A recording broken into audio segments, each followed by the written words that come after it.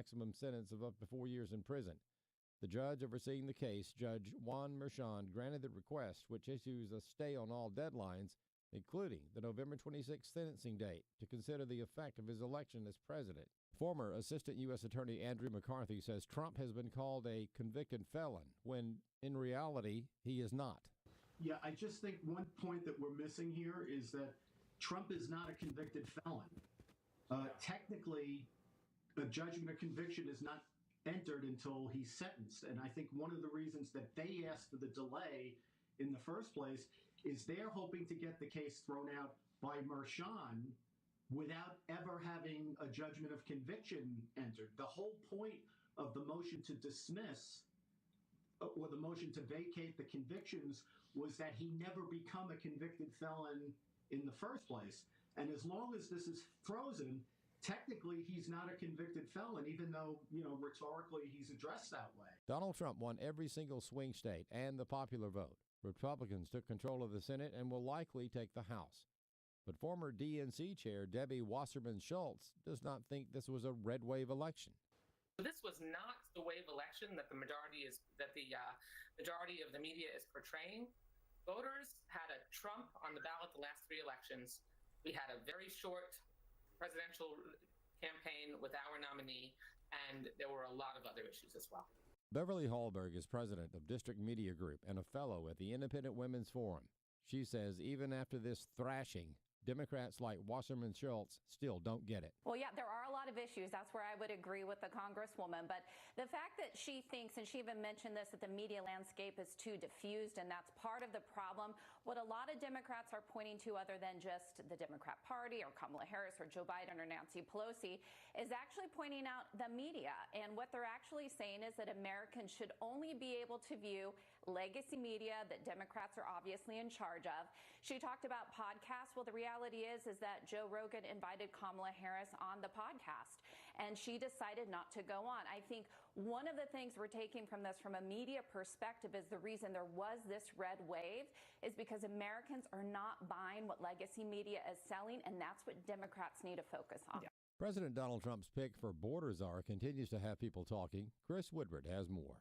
Tom Homan will be joining the Trump administration, where Trump says Homan will be in charge of our nation's borders. According to Trump, this includes, quote, all deportations of illegal aliens back to their country of origin. A lifelong member of law enforcement, Homan was acting director of Immigrations and Customs Enforcement, or ICE, during Trump's last time in office. Ira Melman of the Federation for American Immigration Reform, or FAIR, likes the selection.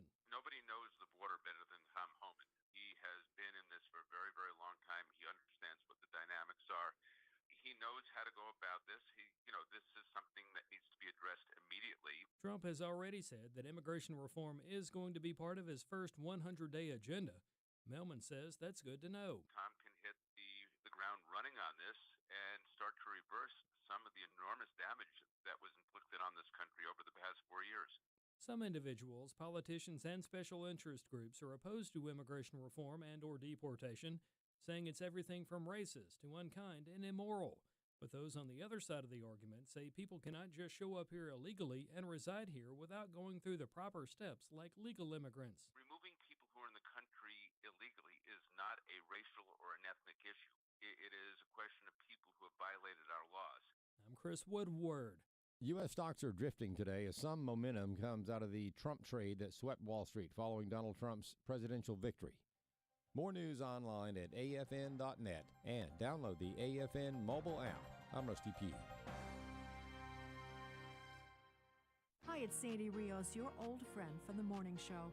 So many crucial and frightening events are unfolding before our eyes.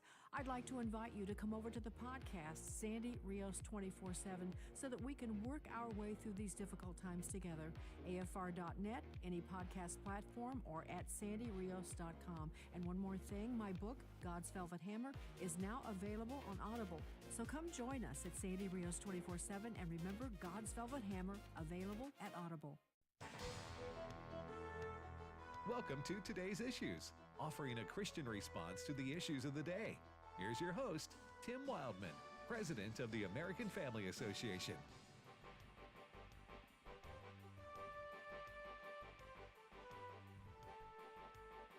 Hey, good morning, everybody, and welcome to today's Issues. That's the name of this program here on the American Family Radio Network for this Tuesday, November the 12th, 2024. Tim Wildman here with Fred Jackson. Good morning, Fred. Hello there, Tim. Wesley Wildman. Good morning. And Chris Woodward. Top of the morning to you. All right, top of the morning. Yeah. So you're a Brit now, are you? Well, now French. Yeah. I don't know. Is that a British saying, top of the morning? Top of the morning, yes. Yeah, that's what I thought. Anyway, welcome to the program, everybody. So much to talk about. I forgot. Do we have any guests today? Yes or no? No, Jenna. Yeah, Jenna Ellis will be with us at the bottom of the hour, so we'll visit with her about some items in the news. What's the breaking news right now, though? Breaking news is the judge's decision out of New York, Judge Juan Marchand. This is the hush money case in New York. The money paid to Stormy Daniels goes all the way back to 2016. Trump was convicted on those charges. The hearing today was about when the sentencing might occur. And what happened when the two parties, the lawyers for the two parties, prosecution and President Trump's lawyers, got in there this morning, they announced they've been talking together and in the last few days, and the lawyers say both of them agree that with the election of Donald Trump to be the next president of the United States, that has kind of changed the dynamics. And I would think in the discussion is the immunity of a president to face charges. Anyway, the bottom line is the judge agreed to wait for a week for both sides, the prosecution and the defense, if they have new arguments to make. So a week from today, this judge, who's a rather controversial figure, is giving them a week to decide. But he's not facing charges. He's already been convicted, right? He's been convicted, yes. But it goes to whether he's going to be sentenced, or there is also a proposal to drop the charges as well. So what's the worst possible case scenario and what's the likely case scenario? You know, with the Supreme Court ruling on the immunity issue, a lot of experts are saying this is not going to go anywhere. Gotcha. So that's the likely, but what's the worst? The worst could be is that this controversial judge who just loves the spotlight, that he will go ahead and issue a sentence of some type, but it'll be appealed. It'll be the West Wing of Rikers. Yeah, basically. Yes. The famous prison in New York City. I'm kidding. Who knows what's going to happen here? This is a week from today. They've just postponed it for a week from today. Yes. Who knows? Maybe we'll ask Jenna about this. My guess is we've already been convicted, so he would have to be on appeal. Maybe Trump and his lawyers would appeal this, and then it would just be suspended for 4 years. You know what I'm saying? Could be something like that. Yep. But so that's the New York hush money case. Yes. Go ahead, Chris. What do you got? Well, meanwhile, President-elect Trump is making headlines for appointing various people to his coming administration. One of the latest headlines involves President-elect Trump tapping South Dakota Governor Kristi Noem to be Secretary of Homeland Security.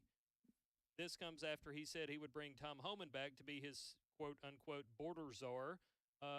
Trump also wants Representative Lee Zeldin, former New York Representative Lee Zeldin, to be the head of the EPA. I actually have some sound here from Lee Zeldin. We don't have it yet, but it's coming, so stay tuned, The EPA people. is the Environmental Protection Agency. Yes. Going over some of the other appointments, Fox says that Trump is going to pick Florida Senator Marco Rubio to be Secretary of State. That would factor into last week's report that Mike Pompeo might be returning to the administration in a different role. Meanwhile, it's looking like North Dakota Governor Doug Burgum might be Interior Secretary or Energy Secretary. We're still waiting on all kinds of positions, but these things are coming in. Did you mention Stephen Miller? Stephen Miller would be coming back to serve in a capacity. There was a story yesterday. Congressman Michael Waltz might be the National Security Advisor to Trump. So it's changed. I mean, we're getting all this. It's like drinking from a fire hose right now. Yeah. What do you know about Stephen Miller, Wesley? Well, about what the role that he could potentially serve, or just in general. Well, for those who don't know, who is he? Well, he's currently a legal. He's got a legal firm. Yeah, America First Legal. Yeah, America First Legal, and he was previously in the last Trump. He was in the 2016 Trump administration as well. Mm-hmm. I just remember a couple of his clips going on CNN and other places defending the First Amendment in particular, and he is as good as it gets on that issue, and he's as simple as it gets on that issue. Deputy Chief of Staff for Policy. And that's what he was. That's what he's and that's what he's going to be doing. Gotcha. And he is a policy wonk, but he's one that you can listen to and understand. Yep. He was very big in the first administration, and he'll be working closely with Tom Homan. Yep, that's right. He is credited with the idea of Remain in Mexico. That's right. It was his idea. Yes. So he was also one that was in support of, and I'm not sure if he laid the groundwork or what his role was, but he was a big advocate of looking at certain countries that have an overwhelming population of terrorism and saying, "Hey, let's not fly in and out of those places." I mean, he's big on immigration. He's America First. Yes. Yeah. And he's excellent on that issue. So his role is going to be what, Chris? Deputy Chief of Staff for Policy. In the new Trump administration. Okay. Yeah. But in between him serving in the first administration and now moving, he had started a legal firm. Mm-hmm. He was really big on helping. He was counter to his legal firm was counter to the woke movement. Yes. Yeah. So and the discrimination that took place amongst essentially white people for being excluded from college campuses because of their skin color. And so he was a big advocate for that. But and he's got a great sense of humor too. Yes. the law firm America First Legal will continue in his absence should he move on up. All right, so that's some good ones. That's a good one. Oh yeah, that's a good one. So Kristi Noem, the governor of South Dakota, she will resign her post there, and be what now? Deputy of Homeland Security Secretary.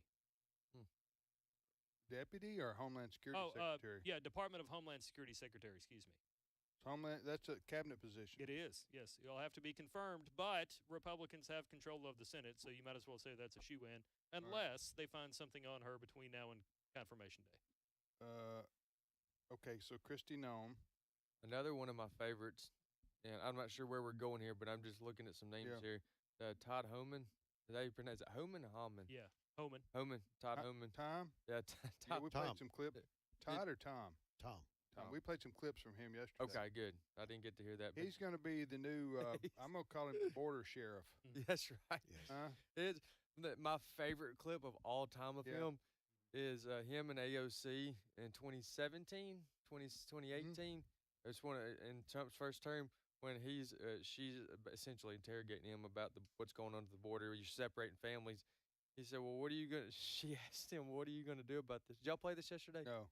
What are you going to do about when you run across families? Are you going to separate the kids and the family? That's not right. We shouldn't separate them." He said, he asked her, "Why don't we just send them all back together?" Boom. And then in that same conversation, in that same back and forth, he also said, he said, on a serious note, when you're in the country right now, he said, if I get caught, he said, he was a police officer in New York City years ago. He said, if I get caught with drugs in my car because I've broken the law and I have my child in the back seat, they're going to separate us. They're going to take me to prison. If you break the law, all bets are off. Yeah, that's what. Also with the but he's illegal immigrants, if you come here illegally, you cross over the border and you're not documented, as they say, and you have children in tow. First of all, how do you know that that's the kids of the adults, and they're not trafficked? How do you know this? I mean, who can check that? Who can verify these kinds of things? So, I think that was just a ploy by the left. But he handled that exceptionally well. Yeah, he did. He just deployed them. Remember AOC going to the border and crying and all this, saying they're drinking out of toilets, and all this stuff. Just all she was trying to do was make Trump look bad at the time. And actually, as it turns out, the same policies, at least when they had these people in the holding areas, existed under Obama and then also under Biden. Yes. All right, I think he's going to enforce the rules, though. What now? I think he'll enforce the rules. Tom Homan, yeah. So we've got Marco Rubio now. Yes. And that is Little Marco. Little Marco, as Trump called him back in 2016, and for a couple of years after that, they were the best of frenemies. Although he was, had some things to say about Ted Cruz and some other people, he has since made up with. It would have seemed publicly anyway. I saw a lot of people posting about Rubio last night, and these are just Joe Sixpacks. But many people seem to be pleased with the idea of having a guy who is always siding with Israel in conflicts with Hamas and other terrorists as being, hey, I'd like that guy to be our Secretary of State. So that one seems to be getting some positive response on social media where a lot of younger voters tend to hang out. All right, so Senator Marco Rubio from Florida will be the Secretary of State. Fred, what do you think about that? I think it's going to be fantastic, as Chris has pointed out. When it comes to Israel, I think what we're going to see such a refreshing change in that it's going to be unequivocal support for Israel. There will not be any threats, as there has been under the Biden administration and under the current Secretary of State, of withdrawing weapons from Israel in its fight against Islamic terrorism. There is a reason why when last Tuesday night, a week ago, when it became clear that Donald Trump was being elected to another term in office, that the first phone call from a foreign leader he received was from Prime Minister Netanyahu. So it's so far what we are seeing in the selections that President-elect Trump is making is very consistent with the promises that he has made, very consistent with the policies he wants to put in place, not only foreign policies, but also border policy. Tom Homan has been on Fox like once a week for the last 4 years, critical of what Biden wasn't doing on the border or was doing on the border. So it was no surprise at all that he was selected as border czar. So you're seeing people, and Kristi Noem also. Kristi Noem is one of those governors who has said, the border problem has moved to the northern states. She was there. She is very consistent on that front. So he is putting people in place consistent with the policies that he said would be in place when he was running again for president. Okay, I've been told we have some audio now. A moment ago, I talked about Lee Zeldin. Now, the EPA is a small little agency. It hasn't been around nearly as long as some of the other places that are cabinet positions as well. But pretty much everything the EPA wants to regulate impacts everybody and then some, from industries to businesses and consumers. And so this is an important pick here. And somebody that will be in charge of running the EPA is apparently going to be former New York Representative Lee Zeldin. He spoke with Fox News and shared this information here about when he got the call from Trump saying, hey, I want you at EPA. Clip 8. Now, President Trump, when he called me up, he was rattling off 15, 20 different priorities, a clear focus. He wasn't reading off of some sheet. It's the top of his head. And if I challenged him to give me 50 more ideas of what to do with this agency to improve the economy, I'm confident he would have done that. This is going to be a great 4 years for America. It's not just about a great day one or a great first 100 days. I have a feeling that we're on the verge of what could be the greatest 4 years we've ever seen of any president in the White House. What's interesting here, hearing about Zeldin talk about the economy, Zeldin had a failed campaign against Kathy Hochul for governor, but he did much better than many Republicans do in races for governor in New York. And one of the issues that he made a big issue, he almost unseated Hochul over this, was the economy. We have to do things to make things better for people, and EPA policies will impact all of us and our pocketbooks. Lee Zeldin there, the gentleman you're hearing from, is a congressman from New York. I think a congressman. He's former. He left to run for governor. Former Republican congressman from the state of New York. He ran for governor, almost won in a blue state. But that was him commenting there. Back to Marco Rubio for just a minute. So that's a very important position in any presidential administration, that is Secretary of State, because that individual is basically responsible for international affairs. Right. Yes. And is the number one ambassador for the president around the world. It's a big, big, big job, okay? So, but Marco Rubio has a lot of experience in the United States Senate. He knows what's going on, or he knows who the players are. Now, here's the thing, is that, yes, he's very supportive of Israel, so that's a very good thing, and he is a patriot. I'm talking about Marco Rubio. Now, I don't know exactly how they're going to work out the Russia-Ukraine situation, because that's going to be one of the top priorities, I think, for President Trump and soon-to-be Secretary of State Marco Rubio. I did hear Rubio basically say, I'm about quoting him here, he said, I'm not on the side of Putin, but basically Ukraine is not in a position to make demands in this situation. They're going to have to give up some land in order to bring this war to an end. Is that what you heard? Yeah, that eastern segment of what is Ukraine right now, people who have lived in that eastern segment of Ukraine have been pro-Russia long before Putin carried out his invasion. Yeah. So there is a belief that it is possible to end this war by giving that segment to Russia. That would appease, this is the speculation, that would appease Putin. He would withdraw his forces. Zelensky may not like that, but I think everybody is anxious to get this war over. I do not think that President-elect Donald Trump wants to continue sending hundreds of millions of dollars to help weaponize Ukraine. They just want this over with. In fact, candidate Trump said a number of times, he said, if I'm elected, within a matter of weeks, Ukrainian war will be over. Yeah. So I think he's going to use his influence with Putin. I think there is going to be some, and it's not just Russia, it's Russia, Iran. They have this linkage together right now with oil and gas. So there's going to be a bunch of stuff. I think Trump is going to go hard on Iran. He's going to make a deal with Putin, and we may see the end of this Ukrainian war. Yeah. All right, you're listening to the radio program Today's Issues on the American Family Radio Network. So I would ask, so far the announcements for the cabinet positions and the administrative leadership positions that aren't necessarily cabinet look to be kind of what we would have expected from President Trump, right? Oh, I yeah, think so. absolutely. It's very interesting. I was just watching there. John Fetterman, who is the Democrat senator from Pennsylvania. Right. He says, I certainly have differences with my Republican friends, but he says Marco Rubio will be a great Secretary of State.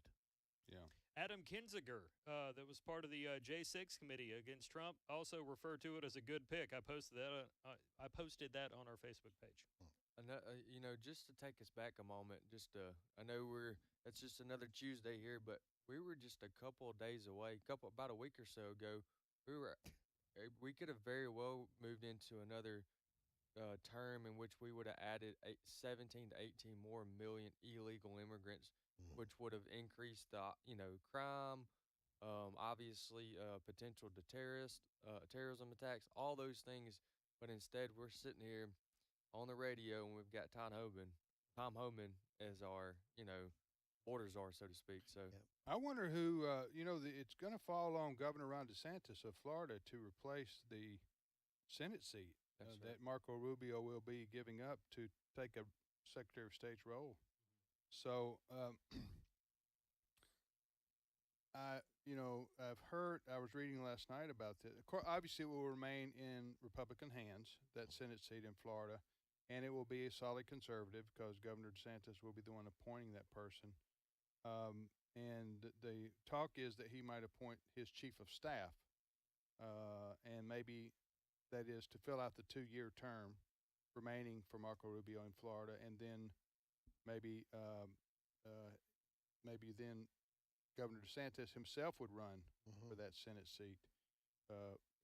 The other option is to appoint yourself Huh? Well, you pointed out yesterday, Tim, that Santos only has 2 years. 2 years left. He's served 6 years. You can only serve 8 as governor, and he served 6. So, the question would be for Governor DeSantis, where do you go from here in terms of your political career if you want to continue in politics? And it seems to me like maybe that is an option. Maybe he finishes out his term as governor, appoints his chief of staff in Florida. I forget the gentleman's name, as the interim senator for 2 years, with the understanding that DeSantis himself would run after his governorship is up. I don't know. I'm just guessing. Is it James Uthmeyer? Yeah, James Uthmeyer. That's the gentleman's name. That's the chief of staff for DeSantis in Florida. There is a sort of precedent for a governor appointing himself in recent years to be a senator when there is a vacancy. What was that precedent? What was that? Okay, when Ben Sasse left the Senate to be the head of the University of Florida, Governor Pete Ricketts made himself Senator Pete Ricketts, and they have since had a replacement for governor. All right. So people don't like that. Generally speaking, people don't like you appointing yourself to something that should be the call of the people to vote on. So. But would that not be temporary until they did have a chance to vote? Yeah, it would be. It would be. But first I thought maybe Governor DeSantis might appoint himself, but I'm thinking more likelihood is he'll finish out his 2 terms as governor and then run in 2 years, appointing this gentleman with the understanding that he will be there 2 years. I don't know. I don't know exactly how that'll all play out, but we will see. But it is interesting. Now, you got 2 senators that are leaving that are Republicans. You got Marco Rubio. Of course, he'll be replaced.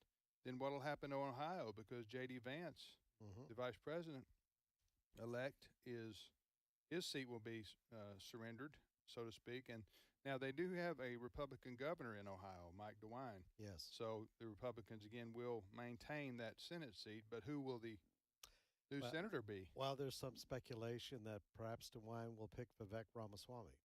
Yeah. Vivek Ramaswamy as a United somewhere. States senator would be like the proverbial bull in a china closet. There's a part of me that just for one day would like to see him be press secretary. Just for well, one that's day. true too. I'm with you there, Just Chris. on Fridays. I Bring think out my baby. Fridays. I think that would be hilarious. He's and- your closure. Bunch of clowns. He's your closure for Friday. Right. So, Hey, go ahead. What a stupid question. I guess here in our conversation, and I haven't looked to see. I'm guessing that means Ron DeSantis is not going to be appointed anywhere, or used in Trump's administration in any capacity. Yeah, I don't know. I don't know. He said, Governor DeSantis said, I'm not campaigning for anything in that regard. Okay. We'll see. I think that Ron DeSantis would make an outstanding U.S. Attorney General. Yes. If Trump would call on him for that role. Go ahead. Oh, I was just going to say, it could be interesting. You could see a couple of ladies run for governor of Florida. The lieutenant governor, Jeanette Nunez, Republican, lieutenant governor, but also Ashley Moody is the attorney general. Many attorneys general try to run for governor at some point. Well, if DeSantis does not want to be the senator replacing Rubio, he will, I'm sure he'll make that announcement and he'll put somebody in to serve out the 2 years, and then somebody who would be in good position to win in 2 years when that Senate seat has to be, elected again in Florida.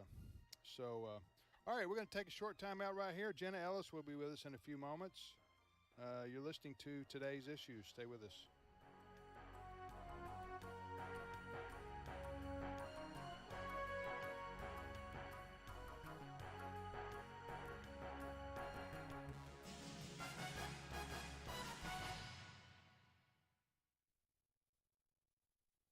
It's my turn. Here is your host for My Turn, Don Wildman. Do not neglect to do good and to share what you have. Those are words from the book of Hebrews.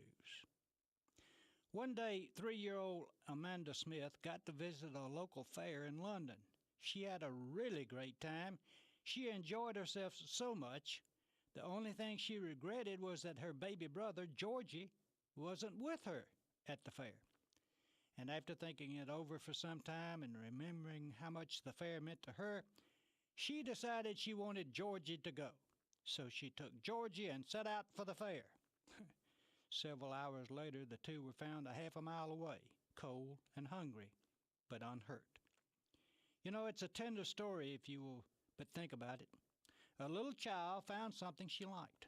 She found something worth sharing, and she wanted to share it with her little brother. Because she loved him, she wanted Georgie to have a chance at something which had meant so much to her. And she was determined to make sure that he had a chance to do exactly that. Followers of the Nazarene are like little 3-year-old Amanda.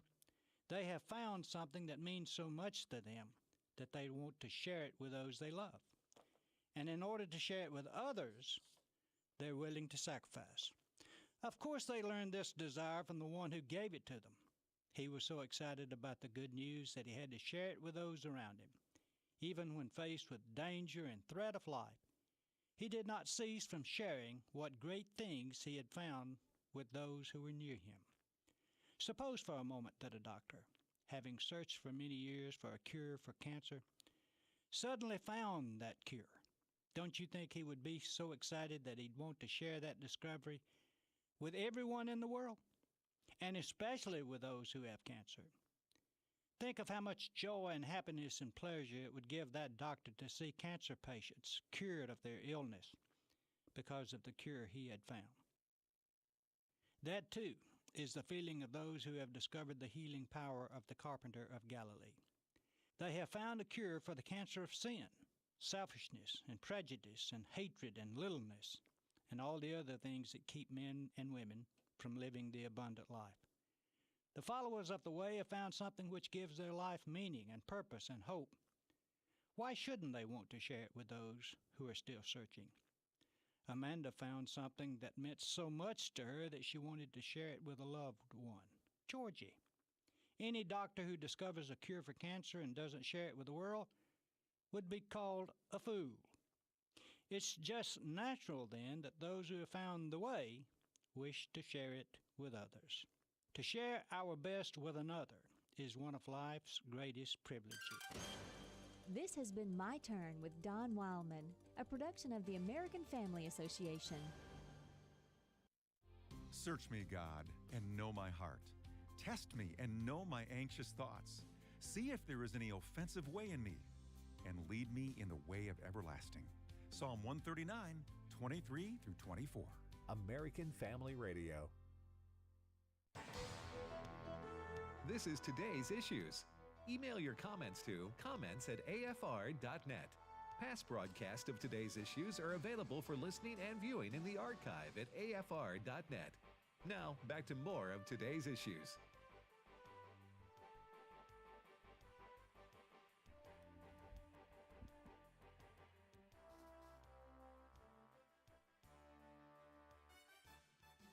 Hey, welcome back, everybody, to today's issues on the American Family Radio Network. Thanks for listening to AFR. Tim here with Fred, Wesley, and Chris. And again, we thank you for joining us here on the program today. Well, joining us now is Jenna Ellis, host of Jenna Ellis in the Morning. Heard weekdays from 7 to 8 o'clock Central Time right here on American Family Radio. She covers the events of the day and also does so with a biblical worldview perspective, and talks to a lot of very interesting, knowledgeable folks. Not that she isn't, but she does talk to a lot of people that she knows. Jenna, good morning to you.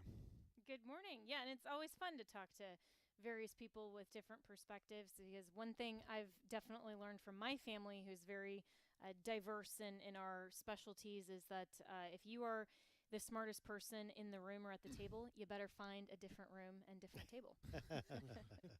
Hey, Jenna, let me ask you this. We were talking about the Attorney General's position for President Trump, second term. He had William Barr, and who was the other one? Jeff Sessions. Jeff Sessions, and Trump trashed both those guys. He doesn't like them at all.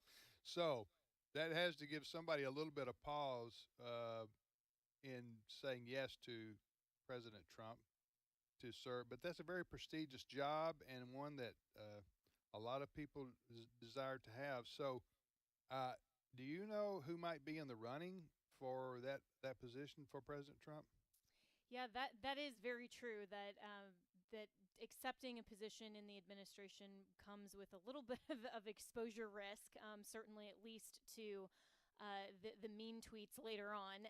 So that's my suspicion as to why Senator Eric Schmidt took himself out of the runnings, that he's focusing on just being a great senator from Missouri. But there are a lot of other people who would desire the job, and it is very prestigious.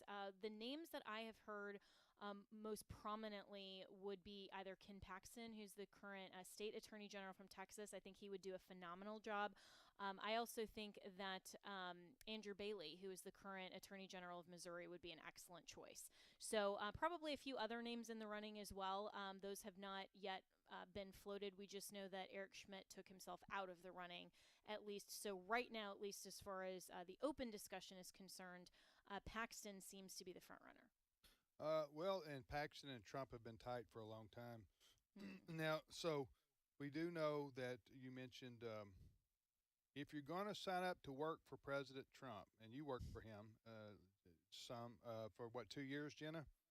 Something I did, yes. Okay. Mm-hmm. So, and you don't have to comment on this. You can plead the Fifth Amendment, but it's just common knowledge. If you go to work for Trump, you're going to work for a very volatile personality, and so you know, you just got to take that. And I'm sure all the people taking these roles, doesn't mean you can't work with him. He had Mike Pompeo worked 4 years for President Trump and had a good relationship, but he so did Mike Pence, and he can turn on you. Trump can turn on you in a minute, and if he considers you to be, quote, disloyal. So I'm just saying, people are looking at that who are taking jobs for the administration, and you have to factor that into the consideration. So we'll see what happens there with the Attorney General's position. Ken Paxton seems to be a natural because he's an AG from a big state, Texas, and he and Trump have been, as I say, close friends for several years, and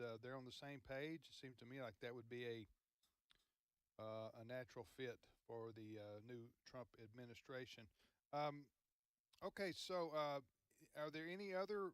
Okay, now what's going to happen, Jenna, in Florida now that Senator Marco Rubio has been chosen to be the Secretary of State? I don't know when that will that take place, like in January? Will he have to resign his Senate seat? Yeah, so of course all of these positions are just looking forward to the next Trump administration, and some are just appointments without confirmation. Some do need the Senate confirmation, which is why tomorrow's election of a Senate Majority Leader is incredibly important, because for those nominations to actually go through smoothly and also quickly, because Trump is going to only have 2 years, at least that we know of, with a GOP trifecta and majority in the House and the Senate. It's going to be very important to get some of these nominations through as quickly as possible so he can get to the policy work, because, of course, the mainstream media is focusing on all the drama, but really for us as Christians and as conservatives and everyone who cares about our country, we would love to see a successful administration and him to actually do the work that he campaigned on without all of the drama that will inevitably come up. Yeah. But as far as Florida, yes, when and if Senator Marco Rubio resigns his seat, then Governor DeSantis can appoint that vacancy that would fill the remainder of the term until what about the seat you? is up for re-election. What about well, can he appoint you? He could. I'm the resident of Florida. He could. I have not Okay. asked for that job. I have no desire to go back to Right. D.C. at least in the short term.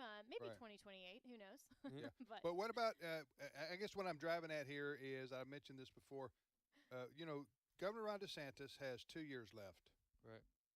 Okay, so in the governor's mansion.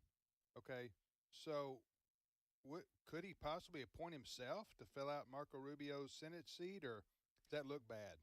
I'm not aware of any Discussion on that preclusions front? for that, but I can say, just knowing the governor and also, those close to him. I don't think that he has any interest in cutting his governorship short.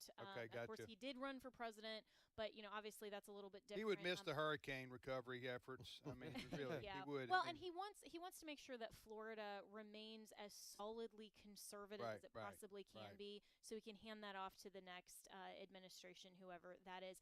But one of the main names that's being floated is James Uthmeyer, who is a great conservative, actually worked in the Trump administration previously, is his current chief of staff, and I think that is an excellent selection if that ultimately comes to fruition. He is the chief of staff right now for Governor DeSantis. Yes.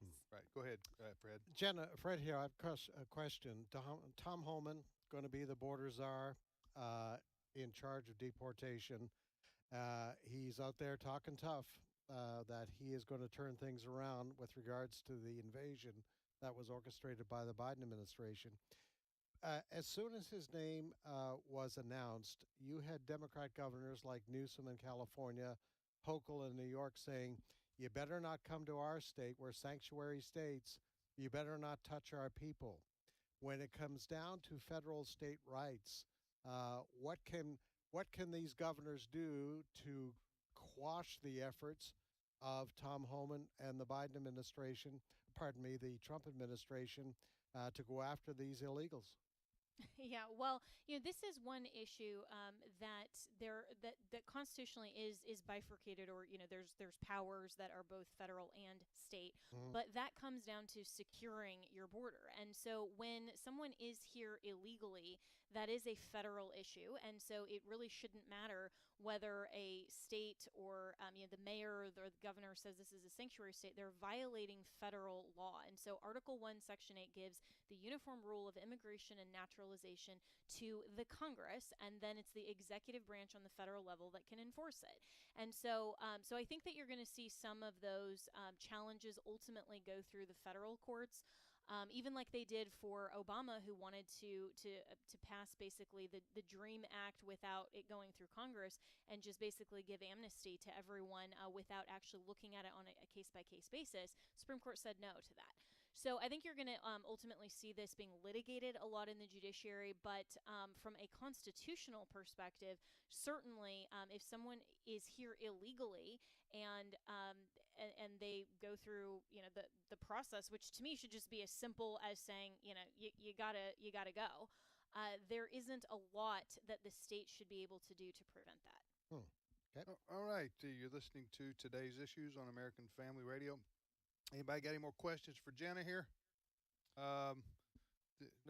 Well, we need to mention, because it's fairly new, she does have a podcast that's separate from her program. Yeah. Talk about that. Yes, thank you. So it's called On Demand with Jenna Ellis, because we address your issues on demand, do a deep dive. And so we've addressed the question of federalism. You can go and listen to that one. We had Representative Tom Tiffany from Congress on last week talking about the legislative priorities. And we're looking at Trump's staffing picks and doing a deeper dive into some of these people. So if you've heard a lot of these people, you're not really sure what to make of them, that's our topic for this week. So it's called On Demand with Jenna Ellis. You can go to afr.net or download our free app, and you can stream it there. It's also on our streaming platform, and just click that icon for podcasts and then look for it on demand. And you can also, if you have a question and want to know more about a subject, whether it's law, policy, culture, biblical worldview, you can submit your suggestions to jenna@afr.net, because we've answered a few of our listeners' questions so far. All right. Thanks, Jenna. Appreciate it. Take care. Thanks so much, guys. Okay. Bye-bye. Bye-bye. This is Jenna Ellis joining us from the Sunshine State, Florida. All right, you're listening to Today's Issues on AFR. Next story, Chris. Well, while the economy and the border were two big issues that drove a lot of people, millions of people, as a matter of fact, to the polls in November, some Americans were concerned about the transgender push. There is a movement out there that wants gender manipulation of minors to become the standard across these United States of America. Many people are also in favor of males and female sports. Somebody that thinks both of those things is a bad idea is Terry Schilling of American Principles Project. And Terry's been in the news for a couple of days now because American Principles Project, to its credit, was the reason why Trump got as heavily involved in fighting gender manipulation of minors and men and women's sports And I've got some audio of here. I have some audio here of Terry Schilling of American Principles Project talking to AFN about this very thing. Clip 12. We had a meeting with President Trump to film part of our documentary on the woke culture war that the left has been waging in our military. And we had about 15 minutes with President Trump, and I was able to present him a few things. One was a research project on the transgender industry and how much money they were making. It's over $4.5 billion. But the other thing I gave him was the vote impact report from our 2022 involvement, running ads on women's sports and transgender procedures for minors. And I was blown away at how much he understood this issue. He's well aware of how important it is to protect our children, and he's also well aware of how smart this is politically, but it's not the motivating factor for him. President Trump really does want to make America great again, and that starts with making our families great again. Who is that? It's Terry Schilling of American Principles Project, somebody that co-signs many of the letters that you and other people here sign to President Trump and other people. Yeah. Is that it, guys?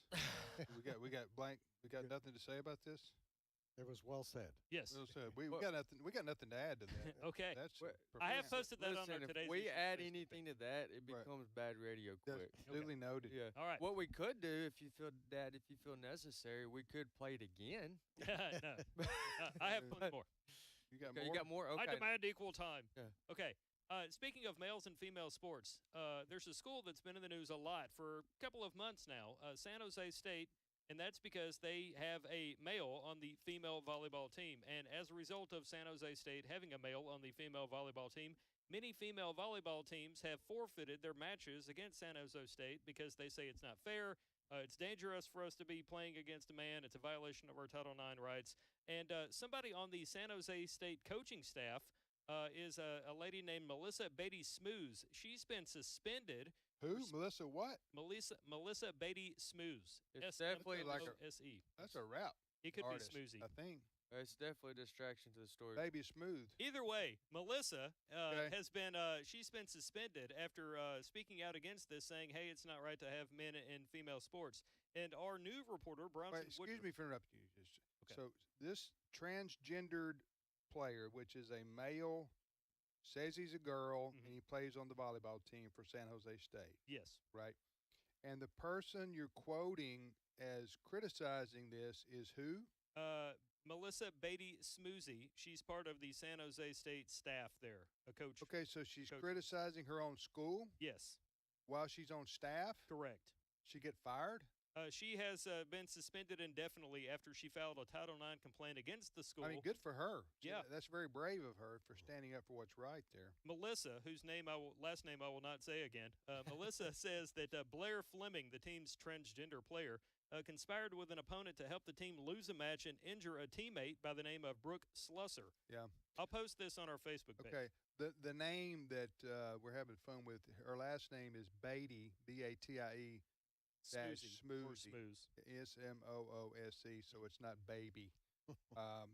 Baby Smooze. Yeah. But so, Baby. listen, this on a serious note, this is a turning point here, I think, in this country, because the woke crowd had been putting all the pressure on normal people to accept this idea that in sports, be it junior high, high school, college, or whatever, that we should accept boys calling themselves girls and playing on the girls' sports teams and showering with the girls and going to the girls' locker room and all that kind of stuff. Yeah. Yeah, and what we got to make note of is because for many years as they were living their transgender life, that was by and large, while it was repulsive to a lot of people, by and large that was something they did on their own time. It's when they brought this into the schools and they expected everybody to adapt. What you're seeing is what you're describing now, and that's that they're being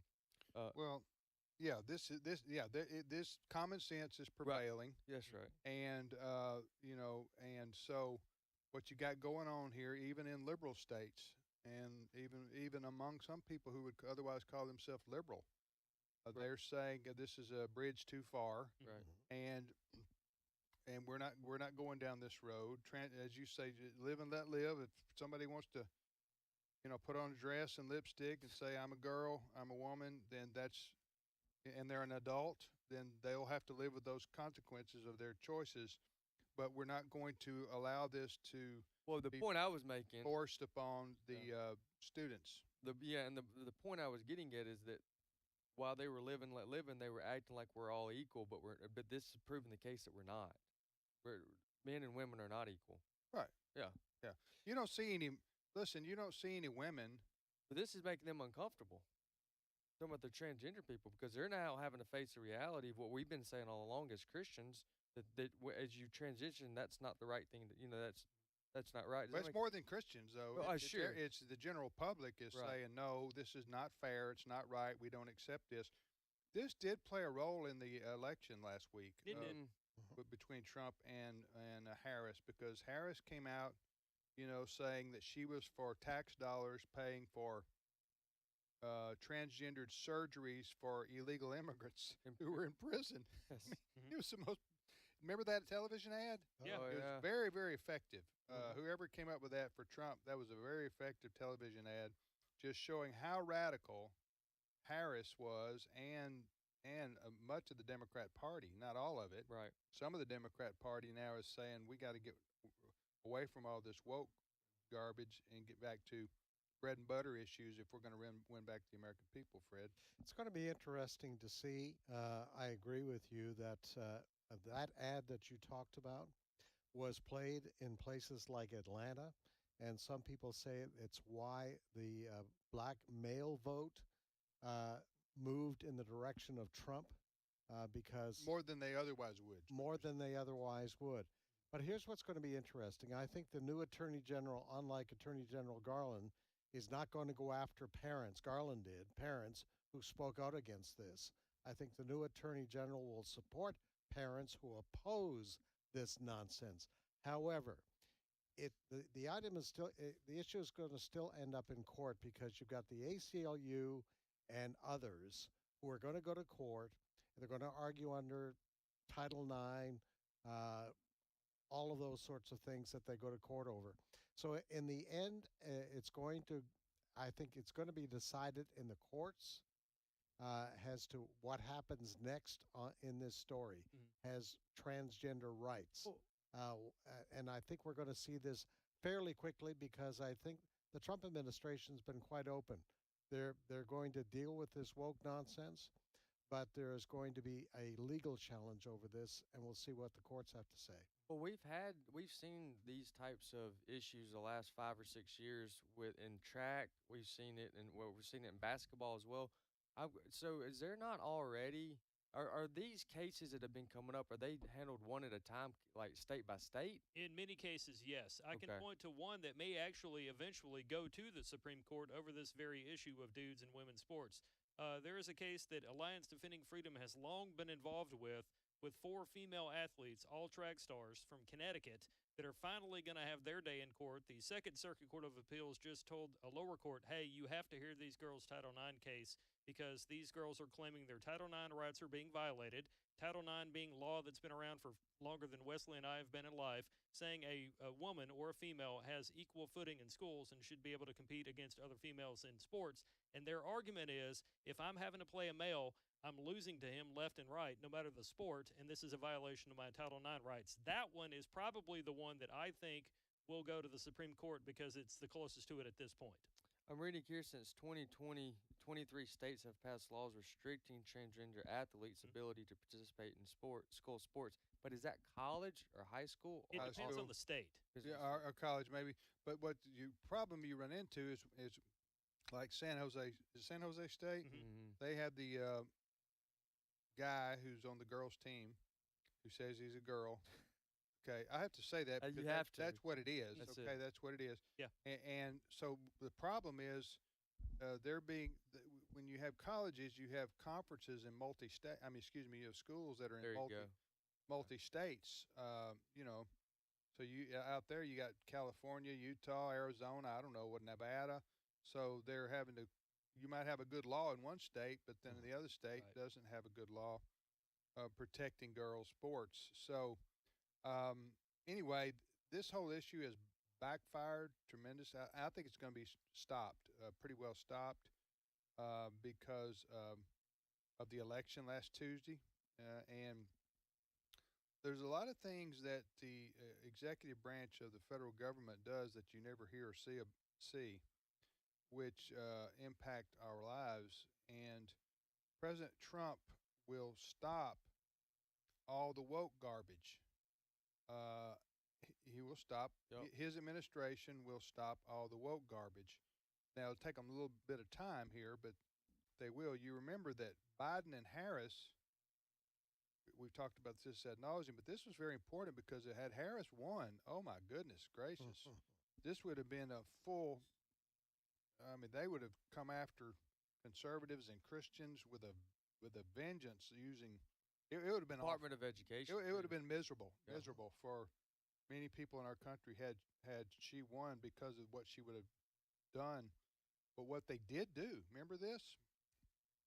Harris and Biden, they told the Department of Health and Human Services, which is a federal agency, they said, Harris and Biden said, you tell the states that if they don't allow transgender to play on girls' sports teams, that we're going to cut off the federal dollars that they would get for their state to do things like pay for lunches and food and all kinds of services. More or less extortion. Yeah, it was. Exactly. That's a good word for it. So they were using, Harris and Biden were using the federal government to impose on the states, a lot of the states depend on that federal money to help people. And correct me if I'm wrong, but that's where Governor Ron DeSantis said, well, if you want to do that, you go ahead, but we're not following that rule. Yes, he did, and some other governors and attorney generals did, but Governor Ron DeSantis was one of the first ones to say, he said, when they told him this, he said, well, we won't comply. We, Florida, will not comply with this. Right. So I don't know where that is in the courts right now, because there was a court case by several states filed against Harris and Biden and the Health and Human Services. Yep. So I'm just saying, the election last Tuesday has huge ramifications on many fronts. Yes. And somebody said this morning, we got a reprieve. Yes. Oh yeah. Mm-hmm. We've got a reprieve. Absolutely. Wouldn't it be interesting if it comes down to the Supreme Court deciding this, that biology finally wins the day? I think it will if the Supreme Court is composed as it is now. Yes. Can I just point something out? Do y'all realize just how less our blood pressure's been up today since we have a new administration? Right. Well, we still got a couple months, but yeah. I know. I half joke about this, but I'm curious to see whether or not a males and female sports makes its way to the U.S. Supreme Court, because Justice Ketanji Brown Jackson, who can't define what a woman is, will be one of the justices to help decide that case. Well, that's part of the insanity of the left. You have a United States Supreme Court justice that Biden appointed who said openly at a Senate testimony, I don't know what a woman is. Yep. While she herself is a woman. She said, I don't know what a woman is. That's how this is a brain disease. Yes. It is. And it affects even somebody to be on the Supreme Court. You think she would be proud to be a woman? I know. She said, I don't know what a woman is. That's like, because she said, what? I'm not a what? I'm not a biologist. And I thought to me, that's like somebody asking me, do you know what a tornado is? And I say, well, no, I don't, because I'm not a meteorologist. That's the kind of nuttiness that represents. We'll be back in a minute.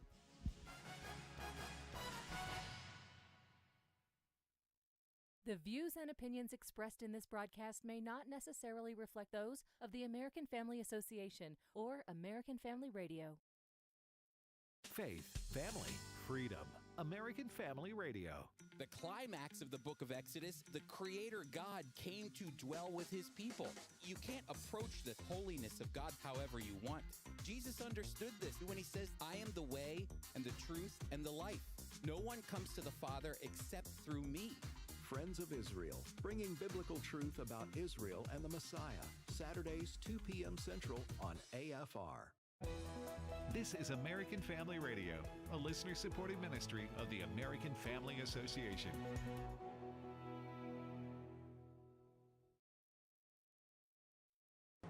American Family News, I'm Rusty Pugh. President-elect Trump is vowing to roll back electric vehicle mandates with support from his pick for head of the Environmental Protection Agency, former New York Republican Congressman Lee Zeldin. Kelly Saberi with more. Somebody who's really on the same page as the president-elect is Senator-elect Bernie Moreno of Ohio, who says that we're about to see the golden age of autos in the U.S. He is a former car dealer himself. He told me his plan to make this happen. He says the first thing is to write a new tax code for companies. Then he also wants to get rid of the subsidies that come with buying an EV. One of the other things he wants to do has to do specifically with the state of California. He wants to prohibit the state from setting its own emission standards that are followed by 14 other states around the country, and he'd like to create a unified emissions policy for the entire nation. A FEMA supervisor has been fired for telling workers to avoid responding to Florida homes affected by Hurricane Milton that advertised support for now President Trump. Florida Republican Congresswoman Anna Paulina Luna says she wrote to FEMA Administrator Deanne Criswell demanding answers. Chairman Comer is asking her to come in and testify.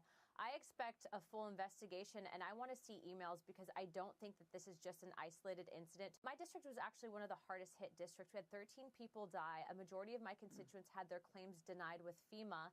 And so I do believe that, as you saw, this was a very weaponized administration, and I do think that they know of more instances, but they're probably covering up for it. So it's our job to get to the bottom of it. Following the victory of President Donald Trump, Republicans are close to clinching a majority in both the Senate and House. House GOP leaders making their first public comments since the election. House Speaker Mike Johnson with reaction. We flipped blue seats to red as we planned, and we kept this majority. We expect that the majority will be larger than last time. We still have a number of races outstanding, but we're very optimistic about those. Former Georgia Congressman Doug Collins says prior to the election, the polls revealed that Americans were fed up, but Democrats ignored it. The real interesting part for me was watching this, as I've watched, both our Republicans and Democrats go at this for a long time, is that the polling was consistent about what mattered to Americans. And it was the economy, inflation, border, and then you had the other things. And it was never failing in this race. And to simply ignore that is, I think, what Democrats are having to wake up to. There are ways that Democrats could have messaged this a lot better. But it is amazing to me a little bit that it took an election of this caliber for them to realize the resentment in the country about what was going on with the economy and what was going on with others. The new Republican majority in the Senate will be electing its leader tomorrow. And one new senator has some things he needs to hear from the candidates before he casts his vote. More from Steve Jordahl. There are 3 names being bandied about for Senate Majority Leader to replace Mitch McConnell: John Cornyn of Texas, Florida's Rick Scott, and John Thune of South Dakota. Senator-elect Jim Banks of Indiana is still on the fence ahead of tomorrow's vote. I've listened to all 3 of the candidates who are running. There's a candidate forum that all the senators and senators-elect like myself will be a part of, and I have more questions, so I'm going to withhold my decision about who to vote for. He does have some things he wants to hear. I want the leader to support the president. This president was elected with a mandate, and I was a new member of the House in 2017 when President Trump was inaugurated. We had Republican leadership in the House and the Senate, and they worked against President Trump's agenda, so we can't repeat that mistake this time. And he says majority leader is not the only job up for grabs tomorrow. Not just the Senate majority leader that we're electing, though. We're electing a new whip. We're electing a new conference chair.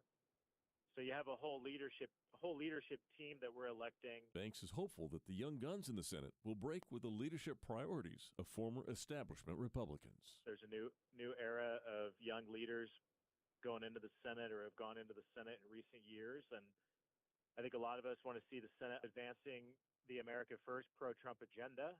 I'm Steve Jordahl. U.S. stocks are drifting today. The S&P 500 down 0.2%. The Dow Jones Industrial Average down 139 points. And the NASDAQ Composite unchanged. I'm Rusty Pugh. The American Family Association's mission is to inform, equip, and activate individuals to strengthen the moral foundations of our culture. We also support the church. Our goal is to be a leading organization in biblical worldview training for cultural transformation. We believe that our ministry, as well as everything in the heavens and on earth, belongs to God, and our role is that of a trusted manager. Thank you for standing with the American Family Association. Today's Issues continues on AFR with your host, Tim Wildman, President of the American Family Association.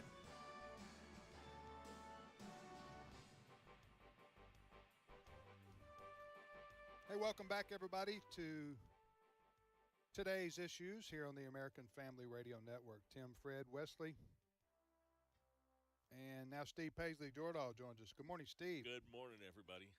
It's Tuesday, November the 12th, 2024. What's your first story, Steve? Well, do you like cruising? No, not okay, really. Well, then this isn't for you. I listen. Let me just say this: I've only been on one cruise, and it was a small boat, and Carnival. It could have been. I'm not dissing Carnival. Right. I'm sure they have some great, but it was an old small boat. We left out of Mobile. This is about 15 years ago. It's longer than that. It was longer than that. Was that right? Yeah. Okay. Well, whenever it was, it was a long cruise. I'll tell you that right there. Did you get to go, Wesley? No, I just know 15 years ago, I'm playing it back where I was, and you told me this story before that. So. Okay. Well, whenever it was, just real quick, whenever it was, we got out there in the Gulf, and the waves were battering us, and they had to shut down the kitchen because things were flying around. Fred, it wasn't funny. It was traumatizing. I'm just picturing this. Oh, it was just exactly like I'm describing it. Yeah. And you're in your room, and the boat's going from one side to the other, like in a dramatic way. Go ahead. The reason I emphasize that it was longer than that is only because I'm pretty certain that in 2024 that I don't think they give that option anymore. A boat that size, the terrorizing boat experience. Yeah. So anyway. I saw a video yesterday of it might have been the largest cruise ship ever because it had a big, huge indoor atrium. It was like 6 stories high and way long, and the thing was listing at 45 degrees. Oh, it got into a squall, and yeah. So anyway, so it was a bad experience. So I never went back. But cruising, a lot of people love cruising, and God bless you. Well, you like cruising on a golf course. yes, but that rarely happens. That's a cruise. Well, there are water hazards, so you know. Well, I just think of when you first said cruise, I thought it meant like to kind of going about the day. Cruising. No. I'm talking about an ocean cruise. Right. Sure. So anyway, what about it, Steve? Well, if you are one of those Trump deranged people that don't want to live in the United States for the next 4 years because you're afraid you might wake up a slave or who knows what you believe, there's a cruise company called Villa V Residences that is launching a 4-year cruise. You're going to be on the ocean for 4 years. You'll stop at various ports, of course. It's called Skip Forward. You have the flexibility to join at any port, get off at any port, but you're still going to pay the whole cost. All inclusive, all your meals and everything's paid. $160,000 per person for a double occupancy room, or $256,000 per person for a single room. And you're gone. You're out of here for 4 years. I think it's a whole lot cheaper to buy an airplane ticket and go to Portugal for 4 years. Yeah. I mean, really? Might be. But so that's a real thing? Yeah. So, but be careful, because this is the same company that, do you remember? I do seem to remember this. They wanted to launch a year-long cruise a couple months ago, and they had to refund all of the passengers because they didn't have a boat. They hadn't arranged for a boat. It fell through. Oh. And so people came. People had sold their homes because they were going to be gone for a year, and then or 3 years. Actually, it was a 3-year tour. Never. So anyway, be careful if you want to do this. You got me interested, not in the story. Not interested in something I would want to do, but that brings up a lot of questions I got to get to the bottom of. All right. 4 years. 4 years. Yeah, that's silly. You don't commit to 4 years on a cruise boat. I bet they won't sell 3 tickets for that deal. Oh, you got a lot of rich, upset people. Yeah, well, now I had some friends this summer who went on a European river cruise. Yeah. They loved it. Yeah. Oh, yeah. Huh? Yeah. You see those advertised on Yes, TV? they're nice and smooth. Yeah, and they don't have a whole lot of people on there. No. You know, so now that's something I would entertain. Yeah, that'd be nice. I've been on several cruises and enjoyed them immensely. Yeah. Well, that's what I'm saying. It's one of those things. It's not for everybody, but it is for a lot of people. Obviously, because the cruise industry is a pretty big deal. Yeah. What was your favorite cruise? I did the Caribbean, the Western Caribbean. We stopped at Jamaica. We stopped at Man? The Cayman Islands. Yeah, man. The Cayman Islands. We stopped at a couple other places. Cozumel, probably. Cozumel, yeah. And we had a good time. It was a good cruise. The food, oh my gosh. They said that one night was going to be lobster night. I like lobster. So every night I asked the waiter, "Is tonight lobster night?" "No." "Is tonight lobster night?" Finally got to lobster night. They literally fed me all I could eat lobster. No one, everybody else got like one thing, but they kept bringing it. I'm still held up on the cruise situation. Do you think it's possible that the cruise is targeting the women that are a part of the 4B movement or the shaved head? Anybody that wants to get away, I'm sure they think that there are enough people in that demo that will probably want to. You have lost me completely. I don't even know what you're talking about. What are you talking about? You haven't seen the picture of these women? If your husband voted Republican, you need to get rid of him, toss him out of the house. Shave your head with stain from. Yes. Oh, like going full Old Testament, like sackcloth and ash and all that stuff, shaving your head? Yeah. Crazy. And basically go to the separatist movement. And so, so you saying they could offer a cruise to those women, right? Because it's a movement that you're seeing out in social media the last couple of days since President Trump has won. And so I thought, you know what, 4-year cruise, they may see a target audience right here, and they're trying to seize the moment. I got you. Well, seizing the moment. We'll see how that momentum builds. Okay. Yep. Next story, Steve. We talked yesterday about a FEMA employee whose name was Marnie Washington, who was in Florida and was caught telling her crew to avoid houses with Trump signs in the yard. This is FEMA going around offering FEMA assistance. Well, she was on a podcast. She was on with Roland Martin, and she says this is policy. It's FEMA policy that they avoid houses that are hostile.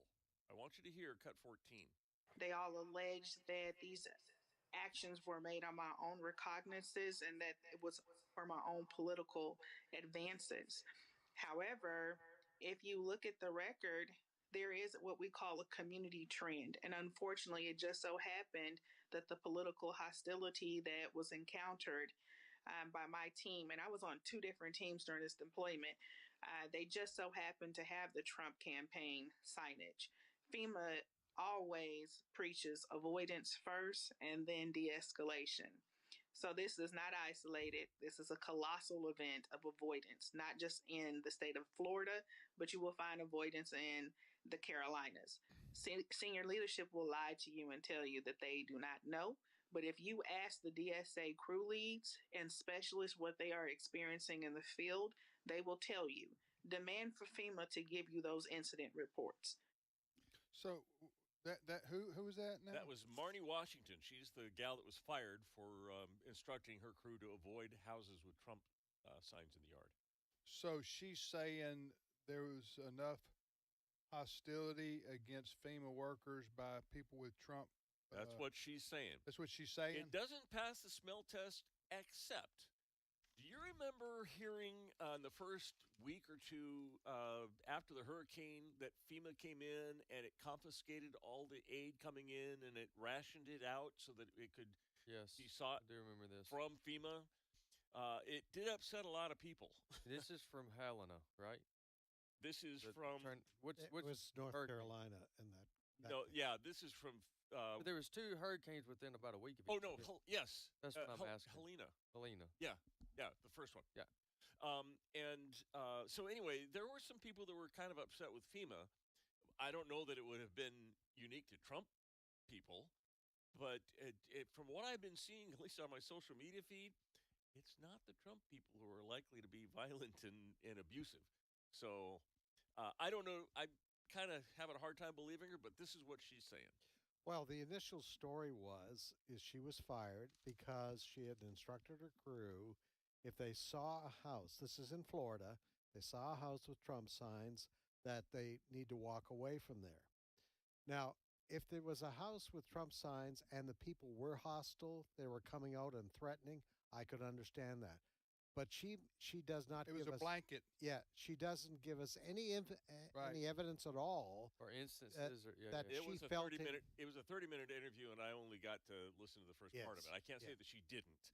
Well, but you know what? If she can prove that these people in these houses came out with threats, guns, baseball bats, then she's got a case.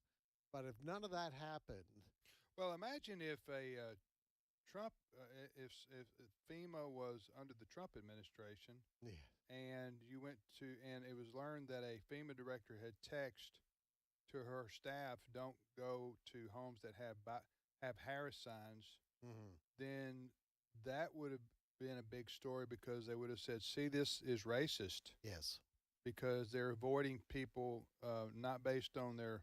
But they're based on their political views, and she's a black woman. Therefore, this is see where that goes. Oh yeah. So anyway, you can't do what she did.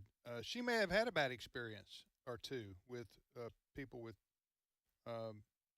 Trump signs in their yard, or not. Because you have to take that by case.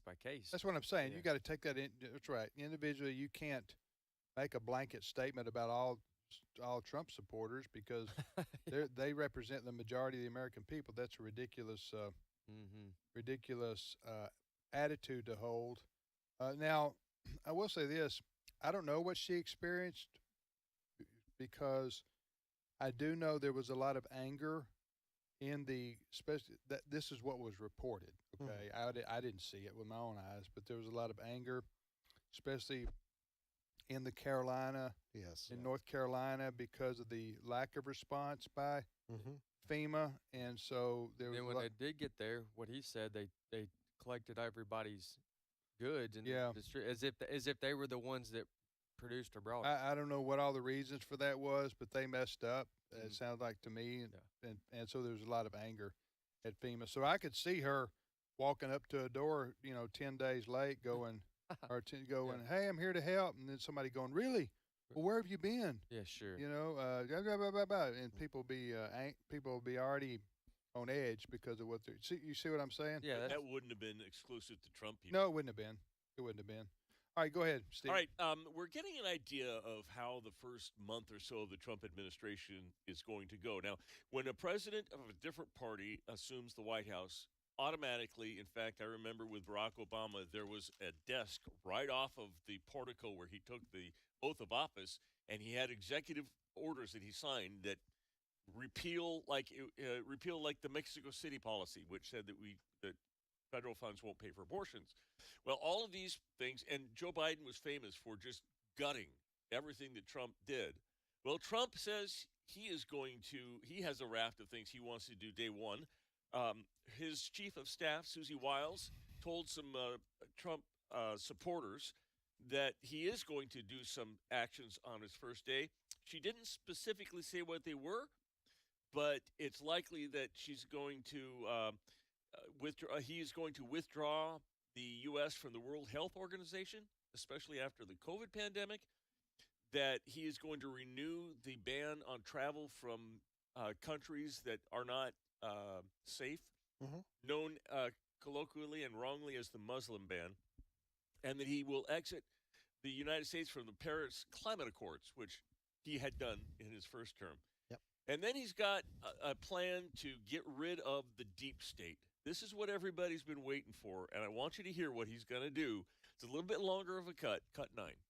Here's my plan to dismantle the deep state and reclaim our democracy from Washington corruption once and for all, and corruption it is. First, I will immediately reissue my 2020 executive order restoring the president's authority to remove rogue bureaucrats, and I will wield that power very aggressively. Second, we will clean out all of the corrupt actors in our national security and intelligence apparatus. Third, we will totally reform FISA courts. Fourth, we will establish a Truth and Reconciliation Commission to declassify and publish all documents on deep state spying, censorship, and corruption. Fifth, we will launch a major crackdown on government leakers who collude with the fake news. When possible, we will press criminal charges. Sixth, we will make every Inspector General's office independent and physically separated from the departments they oversee.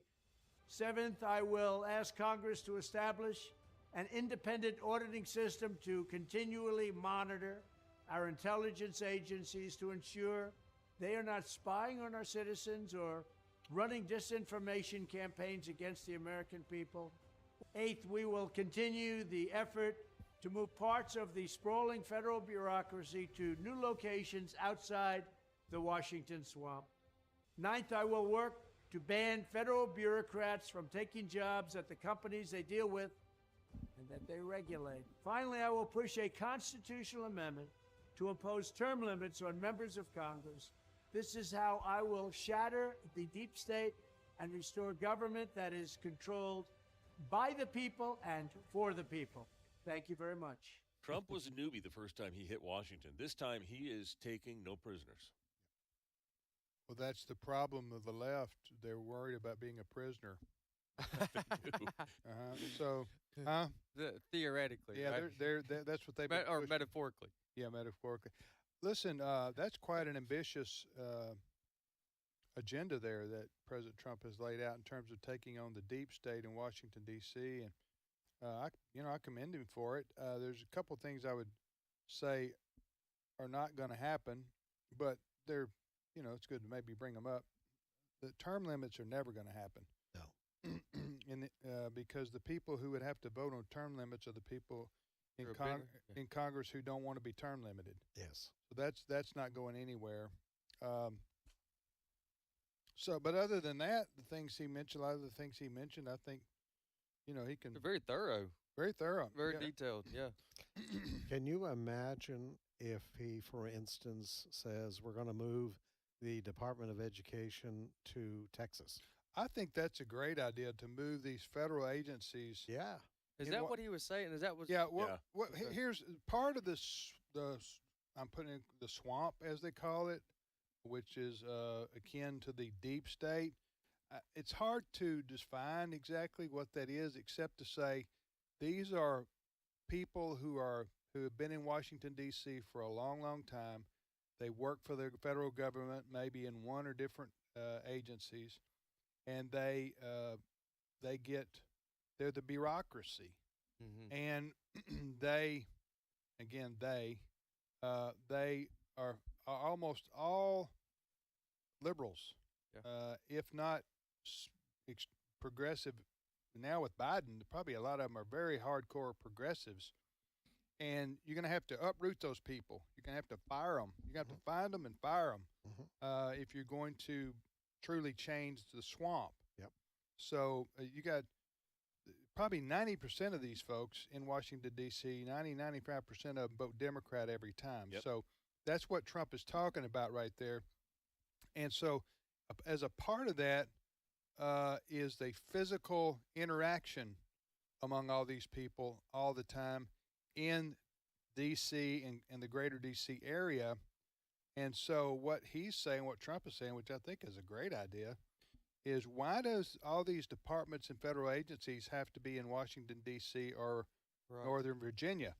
Why don't we take some departments and move them to Omaha or to Denver or to, and ideally, Memphis? Ideally to a state that's more close to what their job is. Yes. Yeah.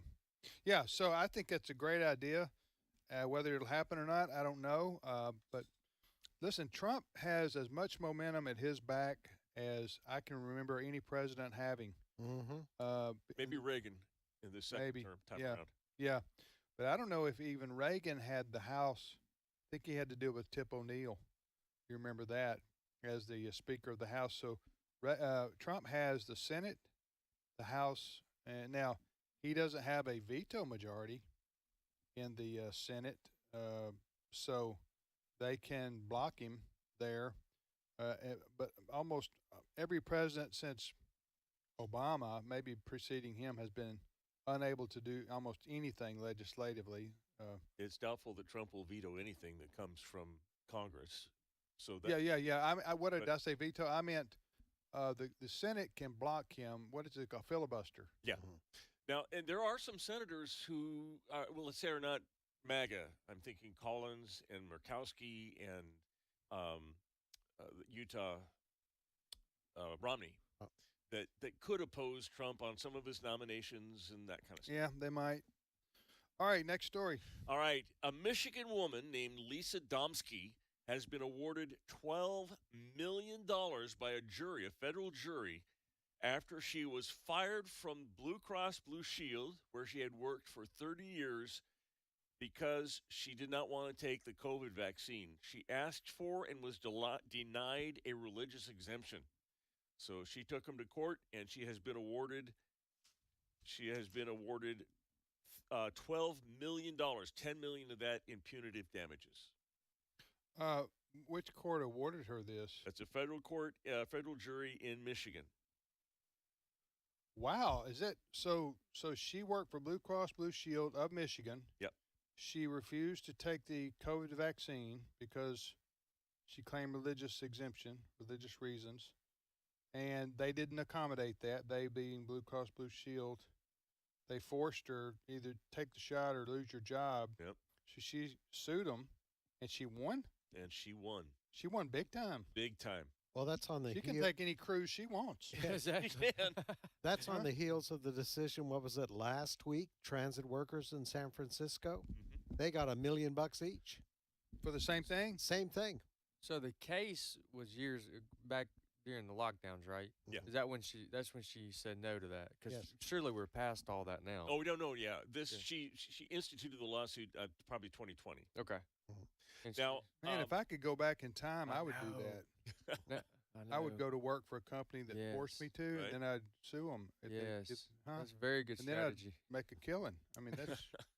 I wish I'd have seen that. Our friends at possibility. Our friends at Liberty Counsel, Matt Staver, has been forefront. Now, he's not involved in this particular case, but he has been, and it still is, fighting a whole bunch of these vaccine mandate lawsuits and doing pretty well. I wonder if Trump and the new Department of Defense can initiate something to make it right with the servicemen and women who were let go during COVID. I think they did. There are some cases, I think the Navy cases, they've already been won in court, but I'm sure the Trump administration is going to clean this up, and you're not going to see the same kind of draconian attitude when it comes to personnel refusing to take experimental drugs. Yeah, and I think in some cases they were back paid too, weren't they? Yes. Yeah. That was really. I missed that. Yeah, that was the Navy, but it didn't apply to the Army or the other service. Well, there were different segments of the military that went to court individually. Well, they all need to be. What happened was they were running low on recruitment, and so they had to change route. Yeah, it may be too late to get them back because they've moved on with their lives. These folks. But they certainly deserve some kind of compensation. Yes. Sure. Some kind of back pay. To say the least. Huh? Hey, real quick, we'll mention this more tomorrow, but we have a conference coming up this summer. So go to afa.net/events, afa.net/events, and our Biblical Bedrock Building on the Authority of Scripture conference is June the 12th to the 14th. You can register and get all the details at afa.net/events. afa.net/events. Yes. All right, thanks for everybody on the panel here, and Jenna and the guest, and we'll see you tomorrow.